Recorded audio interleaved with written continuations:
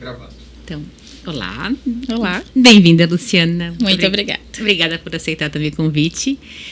A gente vai conversar sobre a artrite reumatoide e o manual, né? Podemos chamar de manual? Que você elaborou ao longo do seu mestrado. Mas eu vou deixar você se apresentar como terapeuta ocupacional, né? E depois a gente conversa um pouquinho sobre a artrite, a terapia ocupacional na dor e essas pautas. Tá certo, Ju. Muito obrigada pelo convite, um prazer estar aqui com você. Bom, eu sou Luciana Buin, sou terapeuta ocupacional, formada aí já há quase 20 anos, Ju, pela Universidade Federal de São Carlos. Sou apaixonada pelo que eu faço, acho que quem me conhece percebe isso. E ao longo desses quase 20 anos fiz algumas especializações, o meu mestrado, acabei de finalizar o doutorado. E o meu mestrado eu fiz na Faculdade de Ciências Médicas da Unicamp. E o tema do mestrado foi a artrite reumatoide. A gente desenvolveu um manual de orientações e exercícios para as mãos para as pessoas com artrite reumatoide. E, a princípio, né, em 2017, quando a gente defendeu essa dissertação, o manual era escrito, era impresso. E aí, com a pandemia, nós transformamos num e-book para ficar mais acessível e foi uma grande conquista, porque nós percebemos que teve muito alcance e as pessoas começaram a usar bastante, muitos terapeutas me pediram, a gente pôde repassar para pacientes, então foi uma coisa bem, bem legal. Dentro dessas minhas especializações, eu tenho a especialização interdisciplinar em dor, também pela UFSCar, e hoje, juntando tudo que eu já estudei, eu consigo ainda utilizar de uma melhor forma ainda esse manual. Na época eu não era especialista em dor ainda, e hoje em dia, conhecendo melhor a dor, eu percebo a importância. Dentro do manual nós temos orientações sobre estratégias de manejo da dor. Explica um pouquinho pra gente, então, antes da gente entrar na artrite, vamos começar direto com o manual. Depois a gente explica mais. Hoje a gente vai, à medida que vai explicando as estratégias, contextualizando com a artrite, né? Porque tu já vendeu tanto o manual que a gente já fica curiosa por ele. A gente não quer voltar para a base, a gente volta no final. Então, porque a terapia ocupacional eu sou fisioterapeuta e a Lu é terapeuta ocupacional. A gente faz parte do mesmo conselho de profissão, só que são duas profissões diferentes, né? E há diferenças na atuação e no papel do terapeuta ocupacional na reabilitação. E por isso um cuidado tão grande com as mãos também, né? Com essa funcionalidade, né? Então, você falar um pouquinho dessa funcionalidade da terapia ocupacional e como é que o manual funciona, o que ele traz para os pacientes, que dicas você traria do manual? Certo, então a terapia ocupacional, assim, muitas pessoas me perguntam o que é terapia ocupacional, qual a diferença da terapia ocupacional para a fisioterapia, e a explicação que eu dou sempre é que esse ocupacional do nome não tem a ver com medicina ocupacional, como muitas pessoas imaginam, e também não tem a ver com a questão de ocupar alguma coisa, né? Ocupação no sentido de ocupação humana, né? Do fazer humano. Então, tudo que envolve o fazer humano, a ocupação humana, o terapeuta ocupacional estuda. E as mãos é o que a gente mais utiliza para o fazer humano. Por isso que os terapeutas ocupacionais, eles têm essa especialização da reabilitação de mão e a gente tem essa atuação, né? O meu mestrado, ele veio logo depois da minha especialização em reabilitação dos membros superiores na Unicamp. Eu emendei com o mestrado, e a atuação da terapia ocupacional tem muito a ver com a análise desse fazer. Então, a gente analisa, né, essa atividade, esse fazer, essa ocupação, e eu brinco que a gente acha o furo no pneu. Então, a gente analisa e a gente avalia aonde que está a dificuldade. Então, qual é a etapa, qual é o instrumento, ou o que está impedindo. No caso da artrite reumatoide, a gente tem deformidades, a gente tem fraquezas musculares, a gente tem um desequilíbrio biomecânico da mão causada pela doença e a gente tem dor. Então, a gente tem alguns fatores incapacitantes e que, com algumas estratégias de manejo, como o pacing, como a exposição gradativa, como as adaptações nas atividades de vida diária, nos instrumentos, podem e ajudam muito a pessoa a realizar aquilo que ela deseja de uma forma mais eficiente. Otimizando todos os fatores que eles têm, né? E usar a seu favor, né? Sim. E identificar o que está... Os obstáculos maiores, né? No processo. Sim. Perfeito. Então, o manual em si, ele é tanto para autocuidado quanto para manejo da dor, para funções também? Me fala um pouquinho de como é que é o manual, como é que ele é estruturado, o manual. E ele está disponível online em que formato? É gratuito? Gratuito. Gratuito, a gente vai colocar o link quando a gente colocar o podcast, mas fala um pouquinho tanto do... Ele é gratuito por onde? Ele está no meu site, gratuito. Tá. É lucianabuin.com.br? Isso. Então, tá. E...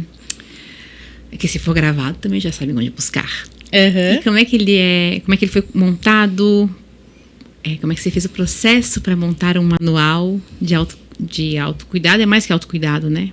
São orientações sobre manejo da fadiga e da dor e exercícios específicos para as mãos e punhos. Então, assim, voltando um pouquinho, né, que você falou, né, que eu fui direto no manual, voltando um pouquinho na artrite reumatoide, para quem não sabe, a artrite reumatoide é uma doença sistêmica. Então, a artrite reumatoide é diferente da osteoartrite, que é somente nas articulações, mas a artrite reumatoide é uma doença que não tem consequências apenas nas articulações, mas a inflamação das articulações, a inflamação da sinovia é algo bem presente, né, na artrite. E a artrite reumatoide, ela tem por característica o problema ser localizado nas mãos, né? Então, as mãos são muito afetadas pela artrite reumatoide.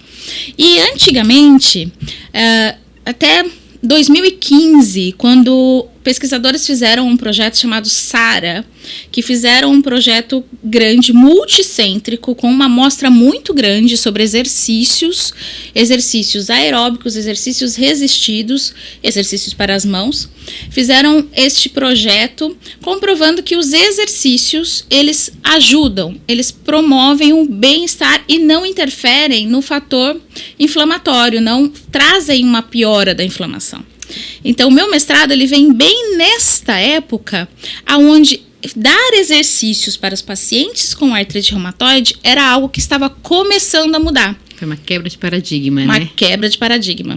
Então, nós decidimos fazer este manual para que as pessoas pudessem fazer os exercícios e que pudesse também trabalhar com a autogestão, com a autoeficácia. Porque é também outra coisa muito importante. Na Unicamp tem o setor de reumatologia, onde pacientes de vários locais do país vão para lá para passar com os médicos reumatologistas da Unicamp. Grande problema, passa com o médico numa consulta, mas como é feita a reabilitação? Só a parte medicamentosa, porque a artrite ela é sistêmica, ela tem a questão inflamatória e também o meu mestrado veio numa época onde a medicação para artrite também teve uma grande evolução com os biológicos, mas não era o suficiente. Então a ideia do manual surge daí. Então, como a gente pode auxiliar esses pacientes que não têm necessariamente a possibilidade de passar no ambulatório de terapia de mão da Unicamp? Que não conseguem vir toda semana ou mais de uma vez na semana. Então, trabalhar a autogestão. Então, com isso, nós fomos desenvolvendo, testando, fizemos um grupo piloto, desenvolvemos os exercícios, passamos por um grupo de especialistas para aprovação dos exercícios e colocamos os exercícios no manual. Agora, pensando em dor, Ju, é suficiente só a pessoa saber que eu tenho que fazer esse ou aquele exercício? A gente sabe que não. Foi uma época que achou-se também que a informação era suficiente, Isso. né? Informar seria educar a dor, e hoje a gente vê que é bem mais amplo, é bem mais complicado, né? Sim, por quê? Porque assim, a gente está pedindo para uma pessoa que tem dor nas mãos, dor nas articulações, fazer um exercício que a princípio não vai ser confortável. Então a gente tem que também... a gente trouxe também no manual a importância, então a gente trouxe uma explicação, né, até assim, para a população mais carente, para a população que não é acadêmica, para a população mais leiga, o que é uma articulação, O que tem numa articulação, né? Para não ficar aquela história de, porque é osso com osso batendo, por isso que dói. Então, no manual, a gente tem uma explicação breve do que é articulação, de quais são as estruturas envolvidas, do que é artrite, de quais são os seus sintomas. E aí a gente traz estratégias com figuras e textos sobre como que eu posso realizar as minhas atividades do dia a dia de uma forma que eu diminua o impacto nas articulações, de uma forma que eu não reforce alguns movimentos que pioram as possíveis deformidades da artrite. Porque, como eu disse, a artrite reumatoide tem um desequilíbrio biomecânico pelas inflamações da sinóvia, dos tecidos. Então, se eu continuo realizando alguns movimentos, reforçando, né, utilizando aquela musculatura que já está debilitada, e sem o exercício de fortalecimento, eu acabo piorando essa biomecânica. Então, nós desenvolvemos esse manual neste sentido, pensando nos sintomas da artrite. Então, o manual também traz que outro sintoma importante da artrite é a fadiga.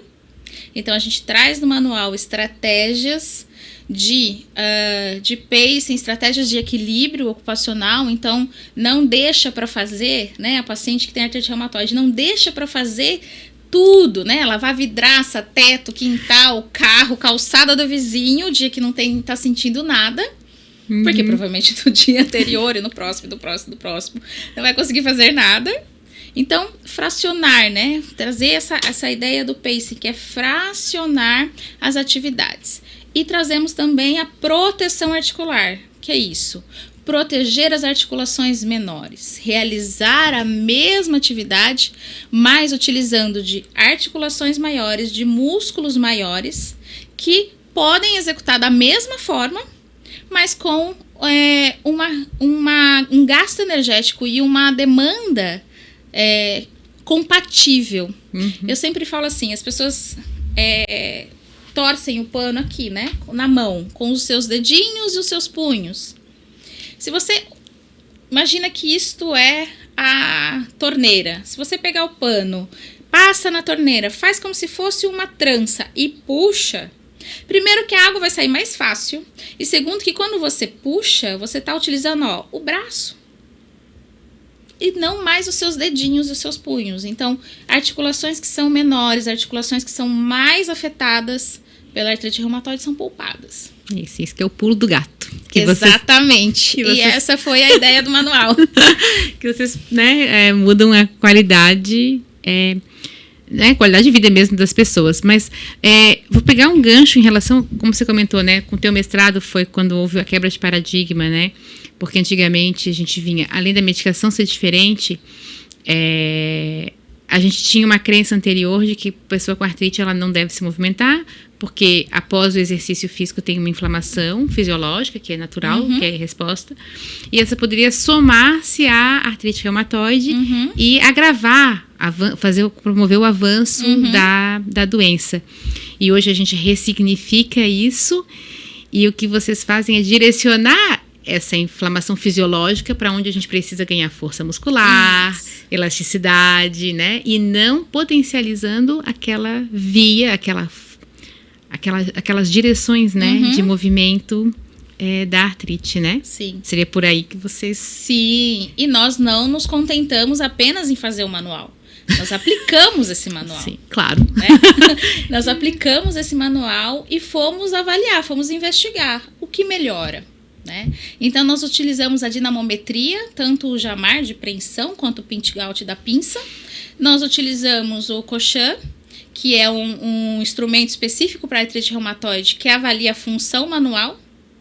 E nós avaliamos dor pela escala numérica de dor.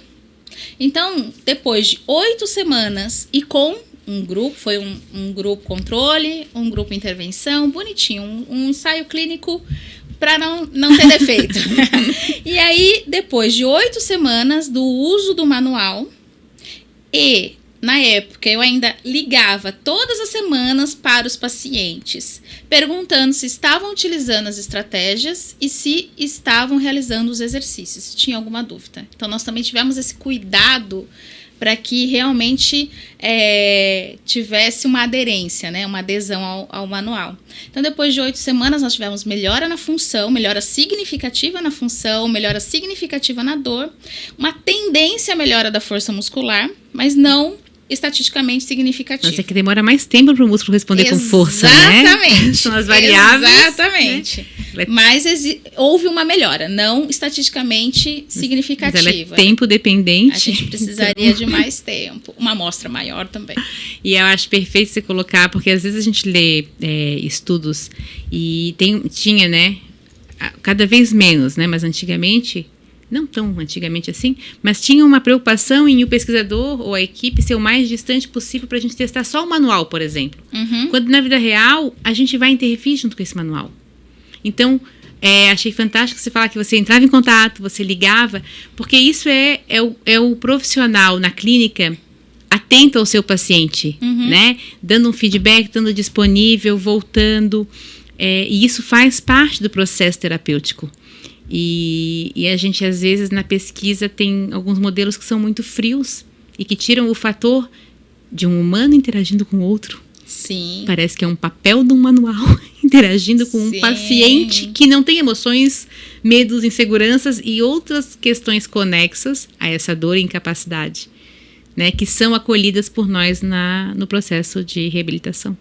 E essas ligações, elas tinham o objetivo de confirmar a adesão ao manual, mas ela acabou também tendo outros objetivos alcançados. Por exemplo, Dona Maria, a senhora conseguiu fazer tal exercício?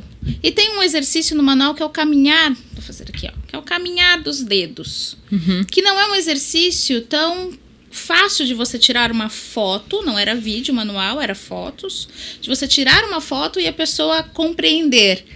E quando na entrega do manual, a gente fazia uma vez só com a pessoa, que a ideia era que o manual fosse autoexplicativo. Então, ó, leia o manual, faça para mim e segue. Então, a ligação também servia para garantir que estava sendo feito de forma correta. Não, isso mesmo, acho que a ligação ela abre um leque, né? Na tua pergunta, na tua busca, né? Para poder validar e validar de uma forma mais real, assim. Sim. Eu me recordo no meu doutorado, que também foi intervenção, e aí eu fiz a reavaliação um ano depois, mas a queixa delas é que era muito mais, até um ano depois foi melhor, tinha feito o desmame, né? Mas eu fiz 8 semanas, foi 12 semanas, aí para 4 meses e volta. E aí elas diziam, mas me incomoda muito não ter o grupo para tomar satisfação do que eu estou fazendo. Aí a gente dizia, tem que buscar alguém no teu meio que te ajude a te sentir compromissado. Elas tinham do telefone. E a gente não dá valor às vezes a isso, mas eu senti que tem... Elas brincavam, né? Que era uma escola de dor, então elas diziam, eu preciso na escola de uma professora para me dar uma nota 10 ou nota 8 que eu estou indo bem. E eu não tenho mais isso, né? E isso faz diferença e a gente entender que é um processo de aprendizagem, sim. E que ter alguém ali, às vezes, dizendo, tá indo muito bem, continua. Não fosse bem essa semana, acho bom melhorar na próxima, né? Isso elas diziam nas avaliações qualitativas, elas diziam que sentiam falta, né? Sim. E a gente colocava que o objetivo era realmente fosse uma intervenção educativa e que ela seguisse com os recursos dela. Então ela tem que encontrar na vida dela pessoas que façam isso por ela. Sim.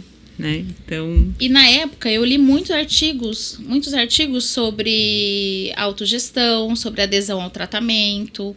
E essa iniciativa da ligação estava em um estudo. Tinha ligação motivacional, né? Isso, ligação motivacional. E fizeram, era um estudo que fizeram essa comparação de quando existia ligação e quando não existia ligação. Então, assim, com a ligação era mais provável que o paciente realizasse. E ele sabia que eu ia ligar na próxima semana. E eram ligações breves, né? O intuito não era intervir com outras ações, ou eu tive muito cuidado para isso, para que, assim, tivesse o menos viés possível, que eu não intervisse com outras ações, ou desse uma escuta empática que pudesse modificar o resultado final. Era uma ligação muito pontual. Estou ligando para confirmar se o senhor está fazendo. Sim Ok, alguma dúvida? Não, então tá bom, na próxima semana eu ligo novamente. Era isso. Mas foi isso que eu adorei quando esse artigo ele veio, eu lembro desse artigo, ele veio depois do meu doutorado. E disse, gente, foi bem que as pessoas me disseram que elas sentiam falta. Depois eu queria ter alguém para contar que eu tô indo bem, sabe? Ou ter alguém para me chamar, mas é incrível como essa chamadinha pode ajudar, né? É porque a pessoa, ela sabe que você vai ligar e minimamente ela vai se sentir constrangida de te responder que ela não fez, né? Então ela se coloca na obrigação de fazer. É igual que a gente faz na clínica, né? Na clínica, eu clinico e eu falo para os pacientes, semana que vem, primeira coisa da sessão é você repetir os exercícios que eu te passei, para ver se você tá fazendo certo. Mas na verdade é para ver se você tá fazendo, porque quem não faz exercício não lembra qual foi o exercício que eu passei. O que a gente mais sabe é o quanto tá fazendo quando a gente pede isso, né? Exatamente. Às vezes até esquecem o que era. Ai. Sim. Não lembro. Se não lembra, você não fez. Teve pedidos? Exatamente. Então não. É isso mesmo. E é abrangente, né? Não é só um pontinho, né? Não é só para escrever. Sim, sim. E quando a gente fez o piloto, né, a gente... Porque para escrever um manual ou qualquer material educativo, a gente tem vários cuidados, né? Então, o primeiro cuidado é que a linguagem seja muito direta, seja muito clara e que a linguagem seja universal no sentido de que todas as pessoas de diferentes níveis socioeducacionais, desde que letradas, consigam ler e entender. E que os exercícios, eles tenham duas questões que para mim são primordiais. Segurança, não dá para eu dar um exercício que de repente a pessoa está fazendo o exercício e pode perder o equilíbrio, ou está fazendo exercício e pode ter algum outro risco envolvido. E que eles sejam compreensíveis. Então, fazer o grupo piloto, que a gente passou ali semanas com aquele grupinho, testando os exercícios, as orientações, foi muito bacana. Porque aí, quando saiu o produto final, a gente tinha, não vou dizer certeza, porque a gente nunca tem certeza, mas a gente tinha uma probabilidade muito grande de que os exercícios pudessem ser aceitos, realizados, fácil compreensão. E a pandemia trouxe essa questão da necessidade disso. Né? Eu acho que a palavra que trouxe segurança, né? O fato de vocês validarem, né? Porque a certeza a gente realmente, como você falou, ela é bem dinâmica. Sim. Ela muda muito. Sim, sim. Mas a segurança, sim, né? De ter testado e visto que risco baixo, mínimo, né? Isso. É isso que a gente tem, porque a responsabilidade... Os efeitos adversos. Porque muitas vezes, pra gente, né, como fisioterapeuta ocupacional, muitas pessoas nos perguntam, mas me passa exercício, me mostra mais vídeos, divulga vídeo de exercício. E aí é o risco, né, da gente colocar exercício e a pessoa não entender o contexto da aplicação e se machucar. E não só isso, vamos supor, eu atendo muito ombro. E aí você passa o exercício do pêndulo, que você vai ficar num posicionamento, você está curvado. Se a pessoa tem labirintite, se é um idoso, se a pessoa não está bem apoiada, e com o peso, ela pode se desequilibrar, não tem a ver com a musculatura, não tem a ver com o segmento que está sendo utilizado, mas tem a ver com o ambiente e a segurança. Aí você pega uma mesa instável, exatamente, uma mesa de plástico, fazer isso, pois é. Né? E a outra questão é que eu acho fantástico o exemplo do pêndulo, Luciana, porque as pessoas olham o pêndulo e pegam um peso e saem fazendo, e você vai ver, não tem efeito pêndulo. Elas estão fazendo força em diagonais, quando não é esse o objetivo, porque é decoaptar e ela está contraindo. Exatamente. Então, assim, isso é muito clássico. Se a pessoa olhar na internet um exercício e ela trazer, tô fazendo assim, ó. E aí você diz, mas é que tem uma sutileza que não estava sendo feita. Exatamente. Que muda tudo, que é o olhar do profissional contigo, né? E te ajudar nisso. Não precisa ser presencial obrigatoriamente, mas tem que ser corrigido às vezes o exercício, muitas vezes. Poucas vezes não, né? Sim, eu já fui professora universitária, substituto em algumas grandes universidades, e eu sempre fiquei com as disciplinas dos últimos anos, porque eu venho de uma prática clínica desde que eu me formei. E normalmente nessas disciplinas de estágio, uma das tarefas são os alunos desenvolverem manuais de orientação. E é uma coisa que eu sempre pego em cima. Não é simplesmente você pensar num exercício, porque é o objetivo desse exercício, mas assim, pensa na segurança, pensa no ambiente, pensa com o que esse paciente, se você está dando um exercício para casa, a gente também teve esse cuidado no manual.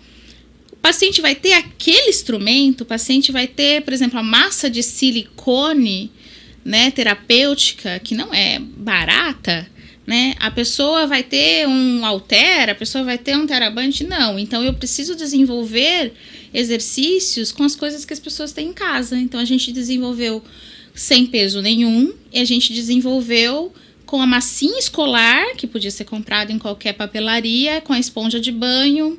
Então, a gente também pensou, tem que ser com coisas que esses pacientes tenham em casa de fácil acesso. Porque já é difícil, né, lidar com incapacidades. E ainda você Sim. tem tratamentos que você não tem os recursos para poder desenvolvê-los nem em casa, né? Então, soma-se, né, uma incapacidade que não faz bem. Sim, e na época eu tive uma grande ajuda da minha tia-avó, que ela foi a modelo do manual. Então, quem vê a senhorinha no manual por aí é minha tia-avó. Hoje ela está com 85, com Alzheimer, mas está lá feliz do jeitinho dela. Mas na época ela ainda era lúcida e ela, nossa, super topou, tirou foto e fez. E também era legal porque assim, ela já era uma senhora, já era uma idosa. E ela também me dava esse feedback. Esse é difícil, não, esse eu não tô entendendo o que você quer que eu faça. Que joia! Esse, não dá. Então, assim, também foi bem bacana esse processo de construção. Que legal. Fica uma lembrança para sempre, né? Sim, uma lembrança para sempre. Ai. Nossa, Lu, eu acho que a gente fez um bom tour pela artrite. Eu não sei se você quer complementar com mais alguma ideia. Eu acho que é isso. Eu acho que uma coisa importante de se dizer a respeito dessa quebra de paradigma é que quem trabalha na reumato, trabalha com artrite, já deve ter percebido que antigamente chegava-se aquelas mãozinhas que a gente falava, meu Deus do céu, né? Não há órtese que resolva, né? E hoje já não. Hoje a gente já tem aí mãos muito mais funcionais, muito menor deformidades, né? Às vezes nem deformidades. E lembrando, a artrite reumatoide não é uma doença de idoso. A gente tem a artrite reumatoide juvenil, e a artrite reumatoide normalmente ela se desenvolve, ela começa a se desenvolver entre os 30 e 40 anos. Então a gente não está falando de idoso. Mas antigamente a gente recebia senhorinhas idosas com artrite reumatoide há 20, 30 anos, com aquelas mãozinhas que não conseguia mais ter preensão, não conseguia mais ter pinça, né? E hoje em dia, as pessoas que têm artrite reumatoide, depois da quebra desse paradigma dos exercícios, têm mãozinhas muito mais funcionais. Então, esse que, para mim, assim, é a importância da pesquisa e a importância da pesquisa atrelada à prática clínica. Ai, você me fez lembrar uma coisa, assim, eu me formei em 99, né?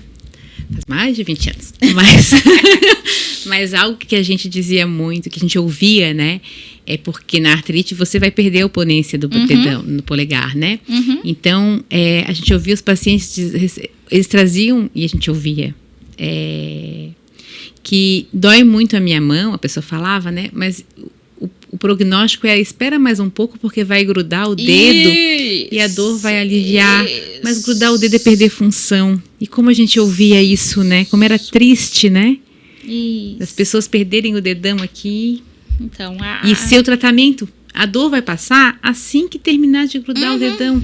Uhum. O polegar, né? Mas é que as pessoas diziam o dedão. Sim, porque assim, você tem ali, né, por conta da inflamação, você acaba tendo desvios, e esses desvios acabam trazendo estímulos de estiramento que dói muito. Então é isso, espera terminar de estirar, que aí para de doer. E depois calcifica, e aí gruda bem, e depois não funciona mais. Então, o alívio da dor é a perda da função? Mas e daí não ter as mãos funcionais? Exatamente. Isso é o que a gente deseja? Não. Para muitos pacientes, até eu prefiro ter a dor e ter minha mão funcionando. Uhum. Poder fazer as minhas coisas, ser autônomo, independente. Sim. Né? E tolera um pouco de dor para ter a função. E a gente, assim, como eu disse, a artrite reumatoide não é uma doença dos idosos, é uma doença ali da fase produtiva, 30, 40 anos, fase produtiva. Então, não somente essa quebra de paradigma com relação aos exercícios, os exercícios aeróbicos também, não foram só os exercícios resistidos, só os exercícios das mãos, mas também a mudança de medicação que pôde trazer uma melhor qualidade de vida, assim, excepcional. Com relação ao controle da doença, né? Porque eu lembro que eu atendi uma moça. Ela tinha artrite reumatoide juvenil e ela tinha um bebezinho de 2 anos. Ela não conseguia trocar fralda, ela não conseguia, porque ela tinha perdido a função pelas deformidades. Então, assim, o quanto isso é frustrante, a mãe não poder cuidar do seu próprio filho. Então, é muito importante esses avanços, né? E esses avanços combinados. Então, não é só o avanço da medicação, não é só o avanço dos exercícios, não é só o avanço das orientações, né? Mas é um combinado. Isso. E assim, a medicação realmente, ela ressignificou a doença, né? Eu tive pacientes que estavam acamadas e quando chegou a medicação biológica, voltou a trabalhar, gente. Então, a medicação foi uma revolução. Ela foi uma revolução, ressignificou a doença. E eu tenho paciente, às vezes, que veio, né? Que estava com dor nas mãos e ele lembrava da mãe dele com as deformidades da artrite, presa ao leito pela rigidez, né? Pela doença, né? E aí o medo dele era que as mãos ficassem iguais às da mãe. E no caso não recebeu o diagnóstico, mas era o medo por ter visto que minha mãe foi parar na cama. Ele já tinha uns 60 anos quando eu atendi. E ele lembrava que quando ele tinha 12 anos, a mãe estava na cama e começou tudo pelas mãos. Aí ele veio e disse, meu Deus, minhas mãos vão me levar para a cama também, eu vou ficar acamada igual a minha mãe. E hoje mudou isso. Inclusive, se fosse uma artrite, né? Mudou. E é muito bom poder viver essa mudança, né? Sim, acompanhar essa mudança é muito, muito bacana. Então, tá joia. Então, fechamos? Fechamos. Obrigada, Lu. Eu que agradeço a oportunidade. Um prazer falar com você. Fechou, obrigada.